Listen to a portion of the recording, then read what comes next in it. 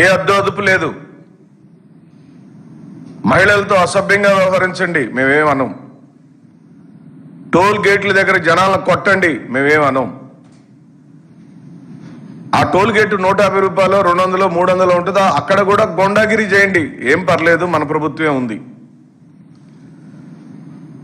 దళిత మహిళలను, దళిత ఆడబిడ్డలను, మైనర్లను రేపులు చేయండి, పిల్లలు పుట్టించండి, అయినా మేమేమను. లేదా ఒక డప్పు కళాకారుడైన మాదిగ సోదరుని చంప చెల్లుమనేటట్టు కొట్టండి, మేమేమనం. పరమత సహనం పాటించాల్సిన రాజ్యాంగంలోని మత స్వేచ్ఛకు భంగం కలిగే విధంగా స్వయాన డిప్యూటీ సీఎం, డిప్యూటీ స్పీకర్ పాత్రలో ఉన్న ఈ రాష్ట్ర డిప్యూటీ స్పీకర్ మత స్వేచ్ఛకు భంగం కలిగించే విధంగా పదే పదే దళితులను అవమానపరిచే విధంగా మాట్లాడండి, ఏం పర్లేదు, మన ప్రభుత్వం ఉంది. రాయలసీమ ప్రాంతంలో అధికారులను బెంబేలు ఎత్తిచ్చే విధంగా రౌడీజం చేయండి, ఏం పర్లేదు, మన ప్రభుత్వం ఉంది. నర్సరావుపేట ఎమ్మెల్యే అయితే స్వయంగా ఎస్పీ ఆఫీసులోకి వెళ్ళి బాత్రూంలో గడిపెట్టుకున్నాడు, అయినా ఏం పర్లేదు, మన ప్రభుత్వం ఉంది. ఇలాంటి పోకడలను ఇప్పుడు నేను స్వయంగా ఎన్ని రకాలుగా బరితెగించారో, ఏ విధంగా రాష్ట్రాన్ని భ్రష్టు పట్టిస్తున్నారో, క్రైమ్ రేట్లో ఈ రాష్ట్రంలోని క్రైమ్ రేటు ఏ స్థాయిలో ఉందో నేను సవివరంగా ఈ రోజున మీకు వివరిస్తాను. ఇదిగో ఇక్కడ 1వ సంఘటన, టోల్ గేట్ల దగ్గర ఈ రాష్ట్రంలోని ఎమ్మెల్యేలు వాళ్ళ అనుచరులు ఏ విధమైన దాడి చేస్తున్నారంటే, గుండబోయినపల్లి టోల్ ప్లాజా వద్ద టీడీపీ ఎమ్మెల్యే సురేంద్రబాబు అనుచరులు ఆ స్థానిక టోల్ ప్లాజా మేనేజర్ని, మహిళా సిబ్బంది మీద దాడి చేశారు. ఆ మహిళా సిబ్బందిని కారులో తీసుకెళ్లిపోయి కిడ్నాప్ చేశారు, భయభ్రాంతులు చేశారు. అక్కడే ఉన్న ఎమ్మెల్యే కనీసం కారు దిగలేదు కాదు కదా, వాళ్ళని వారించిన కార్యక్రమం కూడా జరగలేదు. ఇంకో సంఘటన నంద్యాల జిల్లా రుద్రవరం టోల్ ప్లాజా వద్ద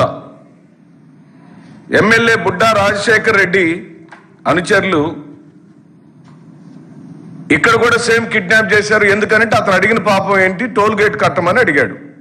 సాధారణంగా ఎమ్మెల్యే స్టిక్కర్ ఉండినప్పుడు, ఎమ్మెల్యే గారు కారులో ఉండినప్పుడు ఎక్కడ కూడా టోల్ గేట్లు తీసుకోవటం లేదు. ఎమ్మెల్యే గారు కారులో లేని పక్షంలో మాత్రం టోల్ సిబ్బంది టోల్ గేట్ కట్టమని అడుగుతారు. మేము కూడా ఎమ్మెల్యేలుగా పనిచేశాం. స్వయాన నా సతీమణి కారులో ప్రయాణిస్తున్నా కూడా, ఆ కారుకి స్టిక్కర్ ఉన్నా కూడా టోల్ గేట్లు కట్టించుకున్నటువంటి చరిత్ర ఉంది. అది సర్వసాధారణమైనటువంటి టోల్ గేట్ రూల్స్ ప్రకారం జరిగే ప్రక్రియ. ఎమ్మెల్యే లేనప్పుడు ఆ స్టిక్కర్లో ఉన్న కారులో అనుచరులు ప్రయాణిస్తున్నప్పుడు ఇక్కడ ఏ విధంగా టోల్ గేటు కట్టకుండా ఎగనామా పెట్టాలని ప్రయత్నం చేశారు, అడిగినందుకు కొట్టడం, కిడ్నాప్ చేయటం. ఇది 2వ సంఘటన. ఇక తెలుగుదేశం పార్టీ ఎమ్మెల్యేల యొక్క పైచాచికత్వం, వాళ్ళ యొక్క రాసలీల స్థాయి ఏ విధంగా వెళ్ళిందంటే, ఓ దళిత ఎమ్మెల్యే చిత్తూరు జిల్లా సత్యవేడు స్థానిక శాసనసభ్యుడు టీడీపీ మహిళా విభాగం అధ్యక్షురాలతో రాసలీల జరుపుతూ వీడియోలో జరిగితే కూడా అతని మీద ఏమాత్రం చర్య తీసుకోలేని దుస్థితి ఈ ప్రభుత్వానికి. చివరికి ఆ మహిళతోనే రాజీ పడినట్టుగా, ఆ రాజీ చేసుకోమని స్వయాన ముఖ్యమంత్రి గారే మాట్లాడినట్టుగా పత్రికలో చదివి ఆశ్చర్యపోయాం. ఇలాగ ఉంటుందా?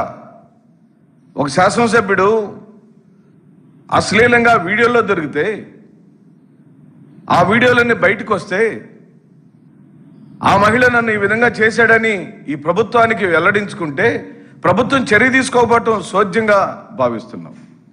ఇంతకన్నా బరితెగింపు ఏముంటుంది?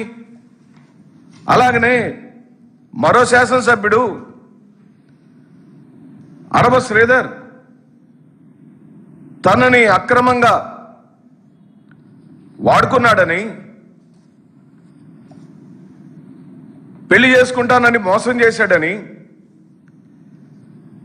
పదే పదే ఆ పాప వీడియోల ముందుకొచ్చి పవన్ కళ్యాణ్ గారిని వేడుకుంటుంది, న్యాయం చేయమని అడుగుతుంది. ఆయన నన్ను పెళ్లి చేసుకుంటానన్నాడు కాబట్టే నేను పరిచయం పెట్టుకున్నానని ఆ మహిళే స్వయంగా చెబుతున్నప్పుడు ఆ మహిళని రోడ్డు మీద ఓ కాపు కులానికి సంబంధించిన వ్యక్తి కర్ర తీసుకొని దళిత మహిళని ఆ విధంగా కొడుతుంటే ఎక్కడైనా పవన్ కళ్యాణ్ గారు ఒక్క మాట అయినా మాట్లాడారా అని అడుగుతున్నాం. మహిళలకు న్యాయం చేస్తామని, మహిళా పక్షపాతులమని, మహిళల కోసం నేను ఎలాగైనా నిలబడతానని చెప్పిన పవన్ కళ్యాణ్ గారు ఎక్కడికి పోయారు, ఏమైపోయారు? ఈ రోజు వరకు అరవ శ్రీధర్ మీ శాసనసభ్యుడు చేసిన ఆ దారుణ పన్నాగాన్ని ఎందుకు మీ పార్టీ వైపు నుంచి చర్యలు తీసుకోలేదని అడుగుతున్నాం. ఇది కూడా కూటమిలోని అంతర్భాగమే. ఇంకా పైగా ఆ మహిళ మీద దాడి జరిగితే కూడా ఈ రోజు వరకు దాన్ని ఖండించలేదు. దాడి చేసిన నాగేంద్రని పార్టీ నుంచి సస్పెండ్ చేయలేదు. అతని మీద ఏ క్రమశిక్షణా చర్యలు తీసుకోలేదు. కర్ర తీసుకొని జనసేన కార్యకర్త అమాయకులైన ఆడపడుచుని రోడ్డు మీద, నడి రోడ్డు మీద జనం చూస్తుంటే కొడితే కూడా చర్య తీసుకోలేదంటే దీన్ని మనం ఏ విధంగా చూడాలో మీరే, ఈ రాష్ట్ర ప్రజలే ఆలోచించమని చెప్పి అడుగుతున్నాం. ఇప్పుడేమో గుంటూరు ఈస్టుకు సంబంధించిన నజీర్ అహ్మద్ ఓ మహిళతో అసభ్యంగా మాట్లాడుతూ దొరికితే అతని మీద ఈ రోజు వరకు ఒక్క చర్య తీసుకోలేదు ఈ ప్రభుత్వం. పార్టీ పరంగా కూడా మందలించినట్టుగా కూడా రాలేదు.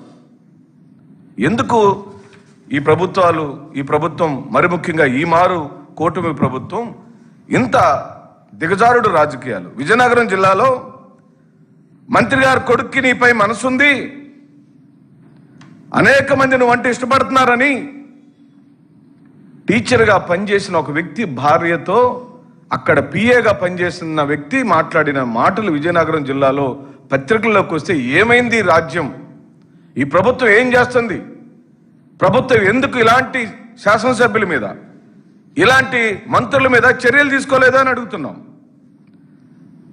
ఇక స్వయాన పాత చీఫ్ పైన కూన రవికుమార్ గారు శ్రీకాకుళం జిల్లాలో కేజీబీవీ ప్రిన్సిపాల్ మీద వీడియో కాల్ చేయటం, నిన్ను ఉద్యోగం నుంచి తీసేపిస్తానని బెదిరించటం, అసభ్యంగా మాట్లాడటం, ఈ విధంగా అన్యాయంగా చేస్తుంటే ఆ మహిళ వచ్చి చర్యలు తీసుకోమని కంప్లైంట్ ఇస్తే ఏ ఒక్కరు స్పందించకపోతే పురుగుల మందు తాగి చచ్చిపోతానని ఆ మహిళ చెప్పిన మాట వాస్తవమా కాదా? ఎక్కడికి పోయింది తెలుగుదేశం పార్టీ ప్రభుత్వం అని చెప్పి అడుగుతున్నాం. ఇంత మొద్దు నిద్ర మహిళలు బహిరంగంగా వచ్చి మాకు అన్యాయం జరిగింది, మమ్మల్ని శారీరకంగా వాడుకున్నారు, మా మీద అత్యాచారాలు జరిగినాయి, పెళ్లి చేసుకుంటామని మోసం చేశారని మహిళలు వచ్చి చెబుతుంటే ఇదేదో ఆడియో కాల్ కాదు, ఏ పన్నాగం లేదు, ఎవరి యొక్క ఫ్యాబ్రికేషన్ లేదు. స్వయంగా ఆ కష్టాన్ని అనుభవించిన మహిళ నాకు అన్యాయం జరిగిందని చెప్పి పదే పదే మీడియా ముందుకు వచ్చి అడుగుతుంటే ఈ ముఖ్యమంత్రి గారు మహిళలకు ముఖ్యమంత్రి కాదా అని అడుగుతున్నాం. ఈ ముఖ్యమంత్రి గారికి రాష్ట్రంలో ప్రజలందరూ తన అక్కా చెల్లెలుగా భావించట్లేదా అని అడుగుతున్నాం.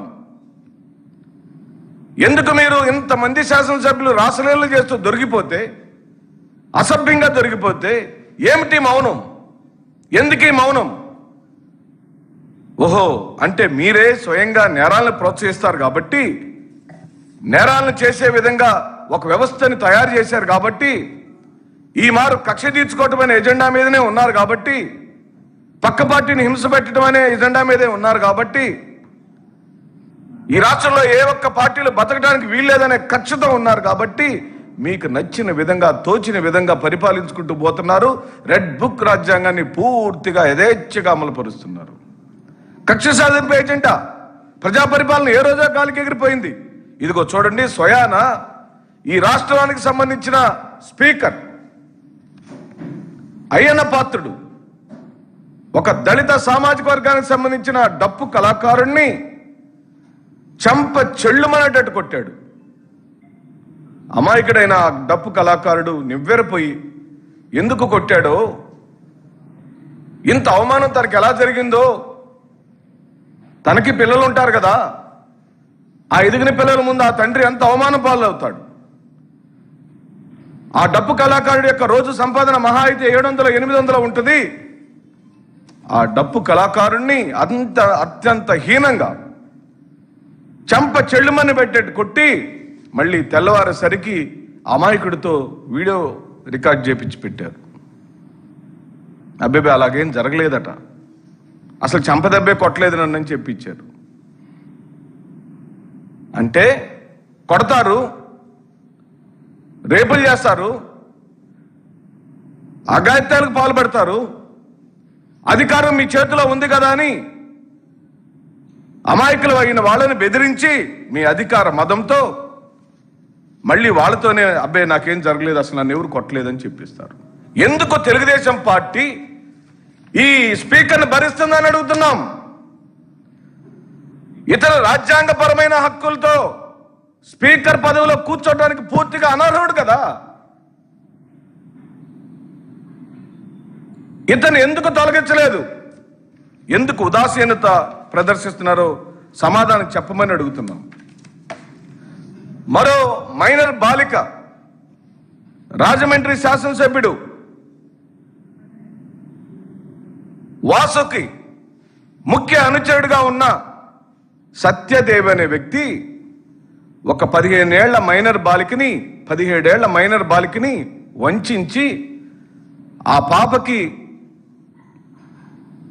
గర్భం వచ్చే విధంగా చేసి పాప పిల్లోడిని కంటే న్యాయం చేయమని అడిగితే డబ్బులు ఇస్తాము సర్దుకోమని చెప్పింది ఈ ప్రభుత్వం, ఈ దుష్ట ప్రభుత్వం.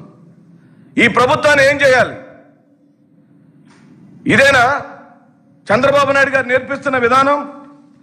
ఇదేనా చంద్రబాబు నాయుడు గారు నాకు అవకాశం ఇవ్వండి, నాకు అవకాశం ఇవ్వండి, నేను బాగా పరిపాలిస్తాను, జగన్మోహన్ రెడ్డి గారి కన్నా నేను బాగా పరిపాలిస్తాను, నేను చాలా మారిపోయాను, నాకు చాలా అనుభవం ఉంది అంటే మీ అనుభవం అంతా కూడా మీ ఎమ్మెల్యేలు దోచుకోవడానికి, రేపులు చేయడానికి, దాడులు చేయడానికి, అధికార దుర్వినియోగం పాల్పడటానికే మీరు వాడుతున్నట్టుగా మేము భావించాల్సి వస్తుందని అడుగుతుంది. ఇదేనా? ఇంకా ఫ్యాక్టరీల మీద పడుతున్నారు, ఇండస్ట్రీల మీద పడుతున్నారు, సంస్థల మీద పడుతున్నారు, కప్పం కట్టాల్సిందని డిమాండ్ చేస్తున్నారు, వాటాలు కావాలని అడుగుతున్నారు. చిట్ట చివరకు ఫ్లై యాష్ సప్లై కూడా మేమే చేయాలని డిమాండ్స్. ఇదేమి నేను అభూత కల్పనలో సత్యదూరమైన మాటలో కాదు, స్వయాన రామాయపట్నం నిర్మాణ సంస్థకు ఎమ్మెల్యే ఇంటూరి పోర్టు పనుల కోసం కంకరని, ఇసుకని తీసుకెళ్లే లారీలను ఆపాడు, కప్పం కట్టాల్సిందని డిమాండ్ చేశాడు. కందుకూరు ఎమ్మెల్యే ఏమైపోయిందని ప్రభుత్వం ఎందుకు ఎమ్మెల్యే మీద చర్య తీసుకోలేదని అడుగుతున్నాం. కింగ్ ఫిషర్ కంపెనీకి నెలకు 1,50,00,000 రూపాయలు, ఏడాదికి 18 కోట్ల రూపాయలు కట్టాలని ఇక్కడ స్వయంగా మంత్రి అచ్చెన్నాయుడు డిమాండ్ చేశాడు. ఆయనే డిమాండ్ చేపిస్తాడు, సమస్య సృష్టిస్తాడు. ఆ కింగ్ ఫిషర్ వాళ్ళు తన దగ్గరకు వస్తే ఆయనే పంచాయతీ చేసే విధంగా డబల్ డ్రామాలు ఆడించే కార్యక్రమం చేశాడు. TDP MLA Yarapathineni Srinivas cement పరిశ్రమలకు హుకుం జారీ చేశాడు. తన నియోజకవర్గంలోంచి ప్రయాణం చేయాలంటే ప్రతి లారీకి ఇన్ని రూపాయలని కప్పం కట్టాలట, లేకపోతే ఆయన మార్గంలో నుంచి లారీలు ఏవి వెళ్ళటానికి వీలే లేదట. ఇది ఏమందాం మరి? ఈ దోపిడీని ఏమందాం? ఎందుకు కట్టాలి మీకు కప్పం? గవర్నమెంట్కి కడతారు, రూల్స్ ఏమైనా ఉంటే గవర్నమెంట్కి కట్టాల్సినంత ఫీజులన్నీ కడతారు. ఇక్కడేమో అల్ట్రాటెక్ అనే సిమెంట్ ఫ్యాక్టరీని, ఫ్లై యాష్ని మేము డిస్ట్రిబ్యూట్ చేస్తామంటే మేము డిస్ట్రిబ్యూట్ చేస్తామని ఇద్దరు పెద్ద మనుషుల మధ్య జరిగిన వాదంలో స్వయాన బీజేపీ పార్టీకి సంబంధించిన ఆదినారాయణ రెడ్డి హుకుం జారీ చేశాడు ఆ అల్ట్రాటెక్ వాళ్ళని బెదిరించాడు, సున్నపు రాయి రవాణాను అడ్డుకున్నాడు, కాంట్రాక్టులను బెదిరించాడు, స్పీడ్ ఆఫ్ లూటింగ్ బిజినెస్ అంటూ సోషల్ మీడియాలో సెటైర్లు జరిగినాయి. కలెక్టర్కు యాజమాన్యం ఫిర్యాదుతో కేసు కూడా నమోదైంది. ఒకటి కాదు, రెండు కాదు. శ్రీశైలం ఎమ్మెల్యే అయితే అటవీ సిబ్బంది పైన దాడి చేశాడు. ఈ టీడీపీ ఎమ్మెల్యే బుడ్డ రాజశేఖర రెడ్డి, ఇది ఇంకొక సంఘటన. టోల్ గేట్ సంఘటన వేరు, ఇది ఒక సంఘటన. తప్ప తాగిన మైకంలో అరాచకంగా ప్రవర్తిస్తున్నారు. ఇది ఎన్ని మార్లు పత్రికలు రాస్తున్నాయి, మేము గళమెత్తి మాట్లాడుతున్నాము, కానీ ఎక్కడ కూడా ప్రభుత్వం నుంచి స్పందనే లేదు. కియా కాంట్రాక్టులన్నీ మాకే కావాలని డిమాండ్. ఇక్కడ దౌర్జన్యం చేస్తుంది ఎవరో తెలుసండి? మంత్రి సబితా అనుచరుడు. మంత్రులు, వాళ్ళ పిఏలు, వాళ్ళ అనుచరులు, ఎమ్మెల్యేలే స్వయంగా ఈ విధంగా దోపిడీలకు పాల్పడుతుంటే, ఇంత అన్యాయంగా అక్రమంగా పనులు చేస్తుంటే ఏ ఒక్క రోజు కూడా ఒక్కసారి కూడా ప్రభుత్వం స్పందించిన దాఖలాలు లేవు. TDP MLA Bendalam Ashok